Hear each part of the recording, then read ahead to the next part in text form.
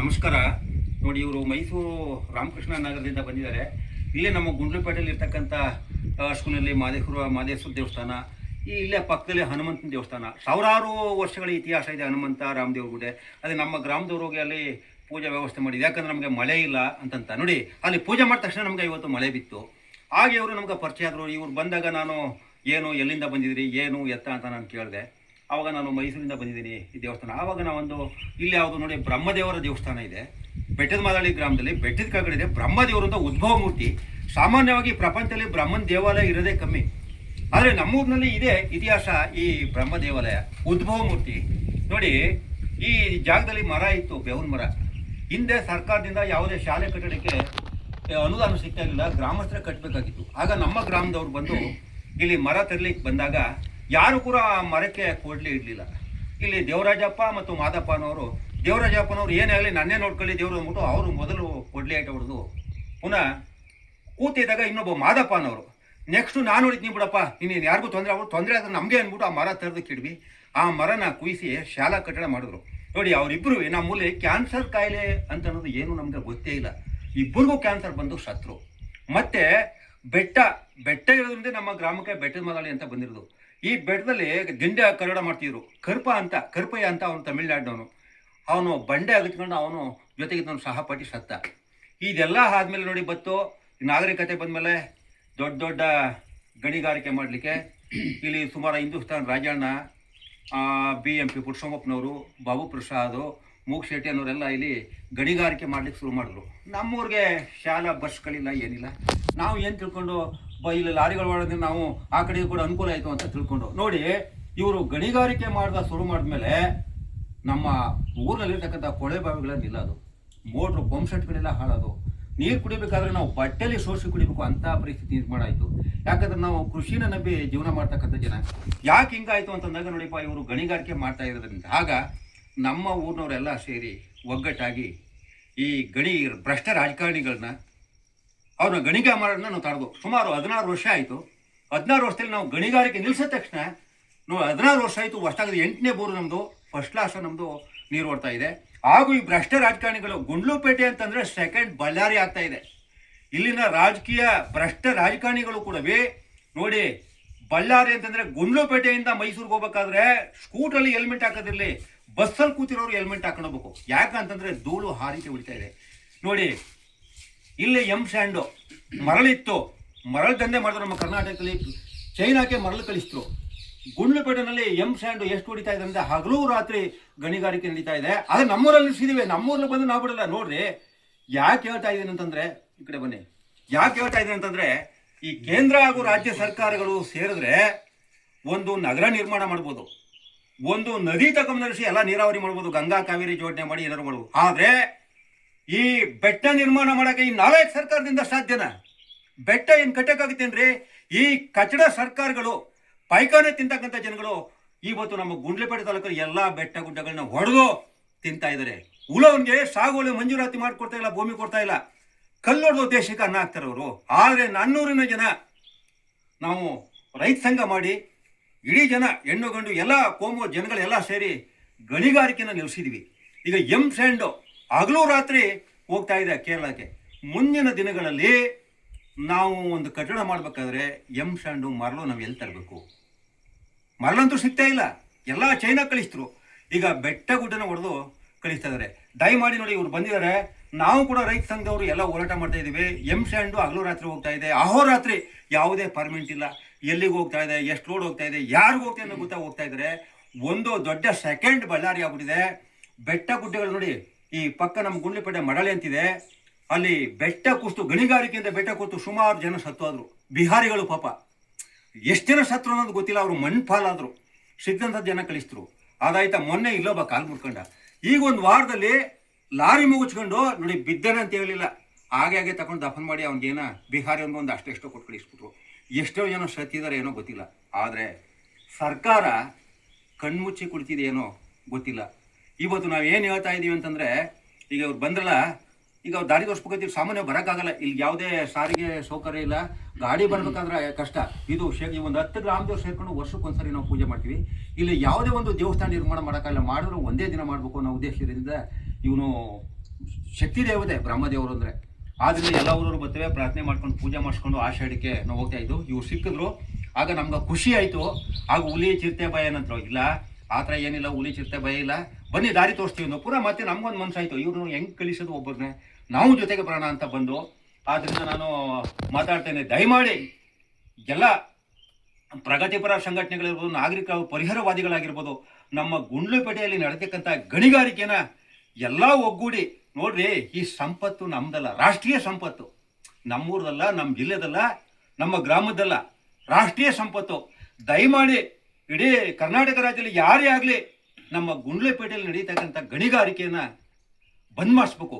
ಪಟ್ಟ ಜಮೀನಲ್ಲಿ ನೀವೇನಾದ್ರು ಮಾಡ್ಕೊಳ್ರಿ, ಆದರೆ ಬೆಟ್ಟ ಗುಡ್ಡಗಳನ್ನ ಹೊಡಿಬಿಡಿ. ನೋಡ್ರಿ, ಬ್ರಹ್ಮದೇವರು ನೋಡಿ, ಇದು ಎಂಥ ಬಂಡೆ ಅಂತಂದ್ರೆ ನೋಡಿ, ಮಳೆ ಬಂದ್ರೆ ನಿಂತ್ಕೊಳ್ಳಿಕ್ಕೆ ನಾವು ಇಲ್ಲಿ ಪೊಂಗಲ್ ಗಿಂಗಲ್ ಮಾಡ್ತೀವಿ, ಜನಗಳು ನಿಂತ್ಕೊಳ್ಳೋಕ್ಕಂತ ಮಾಡ್ಕೋ. ದೇವ್ರಿಗೋಸ್ಕರ ನಾವು ಸೀಟ್ ಹಾಕಿಲ್ಲ, ಇಲ್ಲಿ ನಾವು ನಿಂತ್ಕೊಳ್ಳೋಕ್ಕೋಸ್ಕರ. ಇದು ಎಷ್ಟು ಮೀಟರ್ ಇದೆ ಸುತ್ತಳತೆ, ಎಷ್ಟು ಹೈಟ್ ಇದೆ ಅಂತಂದ್ರೆ ಈಗ ತೋರಿಸ್ತಾರೆ, ಹೇಳ್ತಾರೆ ನೋಡಿ. ಈ ಥರ ಬಂಡೆ ನಮ್ಗೆಲ್ಲೂ ಸಿಗೋದೇ ಇಲ್ಲ.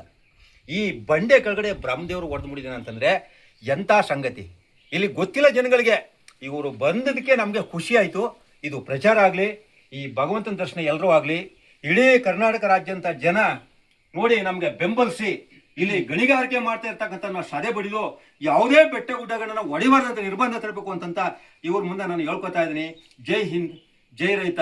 ಹಾಗೂ ಈ ಭಗವಂತ, ಯಾಕಂತಂದ್ರೆ ಗಣಿಗಾರಿಕೆ ಮಾಡ್ತಾ ಇರಲ್ಲ, ಇಲ್ಲಿ ಮಾಡ್ತಾ ಇದ್ದಾಗ ಗಣಿಗಾರಿಕೆ ಮಾಡಿದ್ರು ಕೂಡ ಹಾರ್ಟ್ ಅಟ್ಯಾಕ್ ಆಗಿ ಹೃದಯಾಘಾತದಿಂದ ಅವನು ಸತ್ತಿದ್ದಾರೆ. ಇನ್ನೊಬ್ರು ಅವ್ರ ಹೆಸರು ಹೇಳೋದ್ಬೇಡಿ, ಅವರಪ್ಪನು ಕೂಡ ಹಾರ್ಟ್ ಅಟ್ಯಾಕ್ ಆಗಿ ಸತ್ತಿದ್ದಾನೆ. ಪುನಃ ಮಾಡ್ತಾ ಅವನಿಗೂ ಹೃದಯಾಘಾತ ಆಗಿದೆ, ಏನೋ ಬದುಕಿದ್ದಾನೆ. ಇಲ್ಲಿ ಮಾಡಿದವರು ಯಾರು ಉದ್ಧಾರ ಆಯ್ತಾ ಇಲ್ಲ, ಆದ್ರೆ ಅವರು ಉದ್ದಟತನ ಬಿಡ್ತಾ ಇಲ್ಲ, ನಾವು ಕೂಡ ಬಿಡ್ತಾ ಇಲ್ಲ. ನಾವು ಏನ್ ಮಾಡಿದೀವಿ ರೈತರು ಅಂದ್ರೆ, ಸರ್ಕಾರದವರ ಕಚಡ ಸರ್ಕಾರಗಳನ್ನ ಅಂತಿಲ್ಲ, ಮಾಡೋ ಇಲ್ಲ ಮಡಿ. ನಮ್ಮ ಬೆಟ್ಟದ ಮಾಳಿ ಗ್ರಾಮದನ್ನು ಈ ತರ ತಿನ್ ಮಾಡಿದ್ವಿ. ನಮ್ಮ ಪ್ರಾಣ ಹೋದ್ರೂ ಪರವಾಗಿಲ್ಲ, ಪಣಕ್ಕಿಟ್ಟು ಯಾವನೇ ಗಣಿಗಾರಿಕೆಯನ್ನು ಬಂದ್ರೆ ಲೆಕ್ಕಕ್ಕಿಲ್ದೆ ನಾವು ಏನಾದ್ರು ಮಾಡಕ್ ನಾವು ತಯಾರಾಗಿದ್ದೀವಿ, ನಮ್ಮ ಊರಲ್ಲಿ ಅನಿಸಿದ್ವಿ. ಇದೇ ರೀತಿ ಎಲ್ಲ ಊರವರು ಕೂಡ ಮಾಡಬೇಕು ಅಂತ ನಾನು ಇವ್ರ ಮುಂದೆ ಹೇಳ್ಕೊತಾ ಇದ್ದೀನಿ. ನನ್ನ ಮಾತಿಗೆ ಮುಕ್ತಾಯ ಕೊಡ್ತಾ ಇದ್ದೀನಿ. ಜೈ ಹಿಂದ್, ಜೈ ರೈತ. ಇಲ್ಲಿ ಗಣಿಗಾರಿಕೆ ಮಾಡಲಿಕ್ಕೆ ಅವರು ಶತಾಯ ಗತಾಯ ನಾವು ಗಣಿಗಾರಿಕೆ ಮಾಡಲೇಬೇಕು. ನಾವು ಎಷ್ಟೇ ಒತ್ತಾಯ ಮಾಡಿ ಪ್ರತಿ ವರ್ಷ ಬಂದು ತಡೆದ್ರು ಕೂಡ ಒಂದು ವರ್ಷ ಮುಗಿದ ತಕ್ಷಣ ಪುನಃ ಬರೋದು. ಯಾಕಂತಂದರೆ ರಿನ್ಯೂವಲ್ ಮಾಡ್ತಾ ಇದ್ದೀವಿ ನಾವು. ಗಣಿಗಾರಿಕೆ ನಿಂತಿದ್ರು ಕೂಡ ಈ ಕಚಡ ಭ್ರಷ್ಟ ರಾಜಕಾರಣಿಗಳು ಮತ್ತು ಅಧಿಕಾರಿಗಳು, ಸರ್ಕಾರಿ ಅಧಿಕಾರಿಗಳಿರ್ತಾರಲ್ಲ, ಅವ್ರೇನು ಮಾಡೋದು, ರಿನ್ಯೂವಲ್ ಮಾಡಿ ಕೊಡೋದು. ನಿಂತಿದೆ ಅಂತ ಕೊಡಬಾರ್ದು. ಅವರು ಪ್ರತಿ ವರ್ಷ ಬರೋದು, ಏನೋ ಪೋಕ್ಲನ್ ತರೋದು, ಜಾಗ ಮಾಡೋದು ಮಾಡ್ತಾಯಿದ್ರು.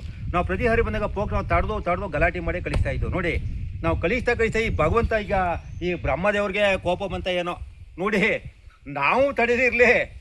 ಈ ಆಲ್ ಬೀಳ ಬುಸ್ಬಿಟ್ಟ ಇಲ್ಲಿ ಹೆಂಗ್ ಹೋಗ್ಲಿ ಲಾರಿ, ಹೋಗ್ಲೇನೆ ಹೆಂಗ್ ಹೋಗುತ್ತೆ, ಇಲ್ಲಿಗೆ ದಾರಿನೇ ಇಲ್ವಲ್ಲ. ಆ ಕಡೆ ಜಮೀನು, ಈ ಕಡೆ ಬೆಟ್ಟ, ಆ ಕಡೆಯಿಂದ ಬರೋಕ್ಕಾಗಲ್ಲ. ನೋಡಿ, ಅವನೇ ಅಡ್ಡ ಮಾಡ್ಬಿಟ್ಟ ಆಲ್ ಬೀಳ್ನ. ಯಾಕೆ ಹೋಗ್ತೀವಿ, ಬಂದರೆ ತರಿಬೇಕು. ಈ ತರಿದ್ರೆ ಅವರಂತೂ ಉಳಿಗಾಲ ಇಲ್ಲ ಅವ್ರಿಗೆ. ಈ ತರಿಲಿಕ್ಕಂತೂ ನಾವು ಗ್ರಾಮದವರು ಕೊಡಲ್ಲ. ಈಗ ನಾವು ತಡೆದಿರೋ ಬದಲು ನೋಡಿ, ಆ ಬ್ರಹ್ಮದೇವನೇ ಹಾಲು ಬಿಳೆಲ್ಲ ಹಬ್ಬಿಸ್ಬಿಟ್ಟ. ಯಾಕೆ ಹೋಗ್ತೀಯ ಹೋಗು, ನೀವು ಹೆಂಗೆ ಹೋಗ್ತೀಯ ಹೋಗು. ಈಗ ಅವರು ಬರಬೇಕಾದ್ರೆ ದಾರಿ ಮಾಡ್ಬೇಕಾದ್ರೆ 4 ದಿನ ಬೇಕು. 4 ದಿನನೂ ನಾವೇ ಬಿಡಲ್ಲ ಗಣಿಗಾರಿಕೆ ಮಾಡೋಕ್ಕೆ. ನಾವು ಬದುಕಬೇಕು ಈ ಊರಲ್ಲಿ. ನೀವು ಸರ್ಕಾರಿ ಕೆಲಸ ಕೊಟ್ಟರು, ಏನೇ ಕೊಟ್ಟರು, ನಮ್ಗೆ ನೀವು ಕೊಡ್ತಕ್ಕಂಥ ಭಿಕ್ಷೆ ನಮ್ಗೆ ಸಾಲಲ್ಲ. 2 ವರ್ಷ ಇಟ್ಕೊಂಡು ನಾವು ಜೀವನ ಮಾಡ್ತೀವಿ. ನಾವು ಇರೋದ ಗಂಜಿ ಕುಟ್ಕೊಂಡು ಜೀವನ ಮಾಡ್ತೀವಿ. ನಾವು ಯಾವುದಕ್ಕೂ ಆಸೆ ಪಡಲ್ಲ. ನಮ್ಗೆ ನೀವು ನೀರಾವರಿನೂ ಕೊಡೋದು ಬೇಡ, ನಾವು ಹಿಂಗೆ ಬದುಕ್ತೀವಿ ಅಂತ ನಾವು ಧೈರ್ಯ ಮಾಡೋದ್ರಿಂದ ಆಡಿ ನಮ್ಮೂರಲ್ಲಿ ಗಣಿಗಾರಿಕೆ ಮಾಡೋದು ನಿಲ್ತು. ಬೆಟ್ಟದ ಮಾದಳ್ಳಿ ಅಂತಂದರೆ ಬೆಟ್ಟ ಇರೋದ್ರಿಂದ ಬೆಟ್ಟದ ಮಾದಳ್ಳಿ. ಮುಂದಿನ ದಿನಗಳಲ್ಲಿ ಮಕ್ಕಳು ಬೆಟ್ಟ ಅಂತಲ್ಲ, ಬೆಟ್ಟ ಅಂತ ಹೇಳಿದ್ರೆ ಮಕ್ಕಳಿಗೆ ಏನು ತೋರಿಸೋದು? ಈ ಬೆಟ್ಟ ಇದ್ರೆ ತಾನೇ ತೋರಿಸೋದು. ಈಗ ನಗರ ಪ್ರದೇಶದಲ್ಲಿ ಇರ್ತಕ್ಕಂಥ ಮಕ್ಕಳು ಅಕ್ಕಿ ಕಾರ್ಖಾನೆಯಲ್ಲಿ ತಯಾರಾಗ್ತಾ ಅಂತ ಹೇಳ್ತಾ ಇದ್ರಲ್ಲ, ಹಂಗೆ ನಾವು ಬೆಟ್ಟ ಅಂದರೆ ಪುಸ್ತಕದಲ್ಲಿ ತೋರಿಸ್ಬೇಕಾಗ್ತಾಯಿತ್ತು. ಸದ್ಯ ನಾವು ಇದನ್ನು ನೋಡಿ, ಈ ಬೆಟ್ಟ ಗುಡ್ಡನ ನಾವು ನಮ್ಮ ಊರ ಜನ, ಯಾವುದೇ ಜಾತಿ ಯಾವುದೇ ಪಕ್ಷ ಆಗಿರ್ಬೋದು, BJP ಕಾಂಗ್ರೆಸ್ದವ್ರನ್ನ ನಮ್ಗೆ ಅದೊಂದು ಬೇಕಾಗಿಲ್ಲ. ಯಾಕಂದ್ರೆ ನಾವು ಬದುಕಬೇಕಲ್ಲ, ಆ ಉದ್ದೇಶನ ಎಲ್ಲ ಪಕ್ಷದವರು, ಎಲ್ಲ ಕೋಮುವಾದಿಗಳು, ಕೋಮ್ನವರು ಸೇರ್ಕೊಂಡು ಈ ಗಣಿಗಾರಿಕೆ ಮಾಡೋದು ನಿಲ್ಲಿಸ್ತು. ಶತಾಯಗತ ಮಾಡೇ ತೀರ್ತಿ ಅಂತ ಮಾಡ್ತಿದ್ರು ಅಧಿಕಾರಿಗಳ ಜೊತೆ ಸೇರ್ಕೊಂಡು, ಶಾಮೀಲಾಗಿ ಅಧಿಕಾರಿಗಳು.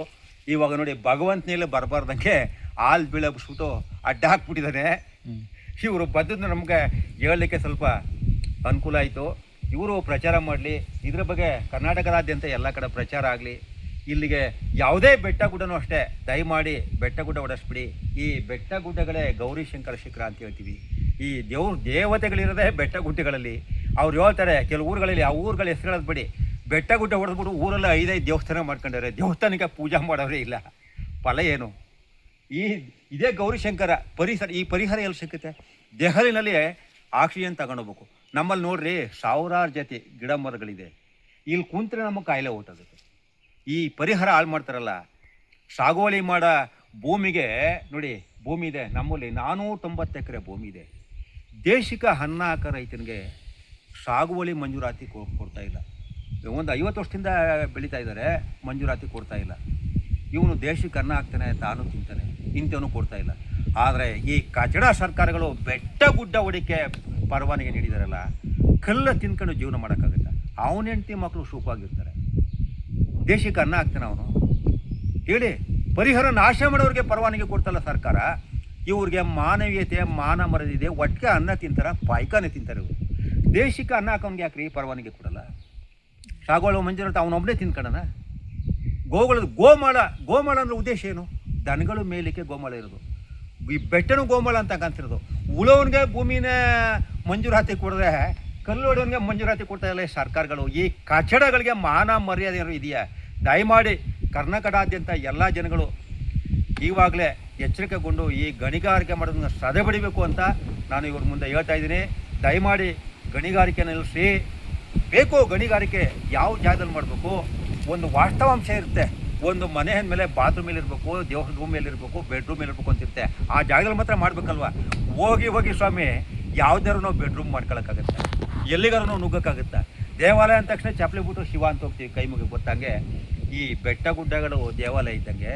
ದಯಮಾಡಿ ಈ ಕರ್ನಾಟಕ ಸರ್ಕಾರ ಈ ಬೆಟ್ಟ ಗುಡ್ಡ ಹೊಡಿಲಿಕ್ಕೆ ಪರವಾನಗಿ ಕೊಡಬಾರ್ದು ಅಂತ ಈ ಮೂಲಕ ಹೇಳ್ತಾ ನನ್ನ ಮಾತಿನಿಗೆ ಮುಕ್ತಾಯಗೊಳಿಸ್ತೀನಿ. ಜೈ ಹಿಂದ್, ಜೈ ರೈತ.